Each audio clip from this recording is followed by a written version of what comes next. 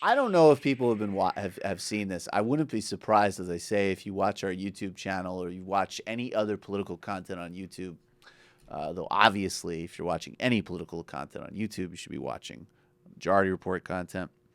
But and also a listener emailed this video to me to get my thoughts on it, and I had seen the video. It's called Iran Facts, and what it does is it basically it's very well done.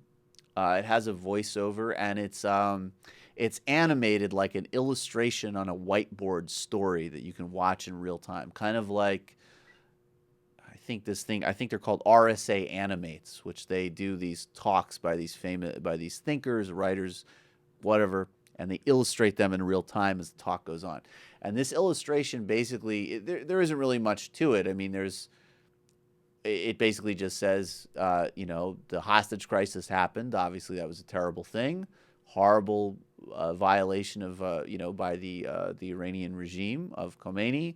It says that history. It, of course, doesn't give you any context for that history. Not that the context justifies the act, but there's always a context, like our 1953 CIA backed overthrow of Mossadegh. That is a major defining moment of modern relations with Iran. We supported the Shah, who was a horrible dictator. Of course, none of those things are mentioned. He tortured and abused people. And the revolution that brought Khomeini to power was not just an Islamic-led revolution. It was actually a multi-party, multi-stakeholder revolution, which obviously included Khomeini, but also included secularists, socialists, liberals, and pretty much everybody that wasn't directly pocketing from the Shah's regime, which we supported. So leaving out all of those vital details, and then it talks about the hostage crisis, which is real, and then it just proceeds to list quotes of various Iranian leaders, including the modern President Rouhani, saying things like "death to America" is a beautiful phrase, and It ain't no passing craze. it ain't no Feels like a Hakuna Matata type. death to America's no passing phrase. So basically, what they've done is they've strung together a bunch of statements, which sure are going to be offensive to most people. They have nothing to do with the policy that Iran has pursued. Certainly, the policy that Iran in the past several months has pursued, which has led to freezing their enrichment levels, welcoming in inspectors, and an aggressive effort at rapprochement with the West. So, of course, it has nothing to do with the offer that Khatami attempted to bring to Bush through Switzerland, through a back channel to normalize relations. It has nothing to do with the fact that even right-wingers in Iran have made comments about desiring some type of improved relations with the United States. And, of course, doesn't pay any attention to the fact that in Iran, just like every other country in the world, political leaders say things that other countries find offensive to play to domestic political constituencies. There's no magical escape clause that exempts Iran from the laws of political gravity that apply everywhere. We say things that offend people. The Chinese certainly say things that offend people. The Iranians, the Russians, the French, it really doesn't matter. Everybody does it. Let's look at the policy, not the words. And this is where it becomes important, because the policy that this group is calling for, and this group, we should say, is backed by something called the Clarion Project. Now, the Clarion Project is based in New York, and it was founded in 2006.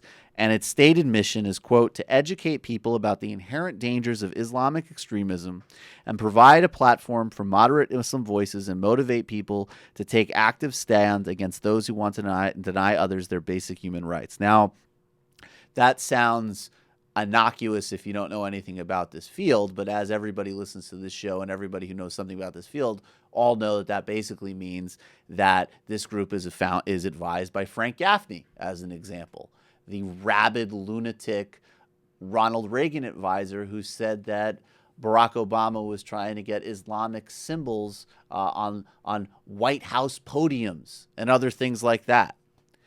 This group also funded a video several years ago called Obsession, the Radical Islam's War Against the West, which was denounced by one rabbi, Jack Moline, as the protocols of Zion, of the learned elders of Saudi Arabia, saying the equivalent conspiracy theory that drove modern anti-Semitism through the protocols of the Elders of Zion just applied to Saudi Arabia. That's this group's background. They're connected with the most far-right extremist sections in the United States and Israel policy establishments. And let's be blunt about what they want. They want war. And that's why they tell you at the end of the video to call your representative and say that they should double down on Iranian sanctions, even as Iran has made these steps to get a deal in Geneva, a deal that they've agreed to with the P5+1. That's all 5 members of the permanent members of the UN Security Council and Germany. Now, this is right in line with a new piece that's a great piece written for The Hill called Two Myths That Could Sink the Nuclear Deal with Iran, written by Jamal Abdi. Oh, my God, we better start playing that music again. And Ryan Costello. And they say, look, this deal, as we all know, even with a cursory attention to these issues, the fact that we even got this far is a game changer. And there are 2 areas that could kill this issue, kill this deal, kill the prospects of a permanent deal in 6 months. And this is what you're going to be hearing from everybody from Bill Kristol to the next time you see your right-wing uncle for the next holiday gathering after Thanksgiving. And maybe you already heard this if he fancied himself a foreign policy specialist and not just a healthcare conspiracy theorist.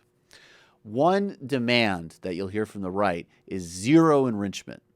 Now, zero enrichment is something that no country is obligated to under NPT, which is the Nuclear Non-Proliferation Treaty. And Iran will continue to maintain that it has a right to enrich. And what Iran has done under this agreement is agreed to reduce the levels of enrichment to bring them in line with global demands and make it less easy, the steps less easy to weaponize this energy. But several other members of the NPT, including Brazil, including Japan, the Netherlands, Argentina, they enrich uranium on their soil. And they don't have weapons programs. Now, the Iranians are not going to let go of their right to enrich. It's a matter of national pride. It's a matter of their energy strategy. And I think there's no question that Iran has obviously played a game of ambivalence about its intentions in terms of building a weapon. But fundamentally, they do have a right to enrich under NPT. They're not going to give it up. And as John Kerry said when the Bush administration was demanding zero enrichment, John Kerry, who was the senator, obviously in 2009, said, "The Bush administration's argument for no enrichment was ridiculous. According to Kerry, zero enrichment demand was, quote, a non-starter that hardened the lines between Iran and the U.S. Quote, it was bombastic diplomacy and it was wasted energy," said Kerry. More of that bombastic diplomacy and wasted energy you're going to hear every day from the right and every day from members of Congress who will push Iran belligerence regardless of what's happening in objective reality. The second step is you're going to hear, just like at the end of that video, people calling for more sanctions. Now, this is just utterly demented, okay? Number one, as we talked about last week, we already know that sanctions are not the sole reason Iranians are here. It's a factor in the modern context, but we know the previous Iranian governments and previous Iranian leaders have already wanted to create some type of new relationship with the West and the United States in particular. That happened under Khatami, that happened under previous sanctions regimes that were not as intensive as they've been recently. Now, the other reason that this latest round of sanctions worked and brought Iran to the table, which the authors point out and many others have pointed out, is because it was perceived in the international community that when Obama first came to office, he tried to make some outreach to Iran and was rebuffed. It was the Iranian equivalent of what Bush did to Iran in 2003, 2004. So that meant China and India and other members of the international community and the Europeans were much more willing to cooperate with aggressive and brutal sanctions. So if you apply new sanctions after the Iranians have done this, who else in the international community is going to want to go along with them and cut off their economic opportunities? It's utterly stupid. It's utterly lunatic. And secondly, obviously, what's the incentive to respond to sanctions if there's never prospect of any relief to them? That's the other obvious argument. And the real motivation here, it's the foreign policy equivalent of when people talk about Medicare and Social Security. They're not talking about the deficit. I mean, maybe, Joe Klein or somebody like that believes this deficit story. But Paul Ryan is not talking about deficit. He's not talking about bringing in spending. He's talking about the fact that he wants to gut Medicare and Social Security. That's his goal. And the goal of Bill Kristol and those like him is war with Iran. That's the goal. That's the Clarion Fund's video. They want to bomb Iran. They want military action regardless of the cost.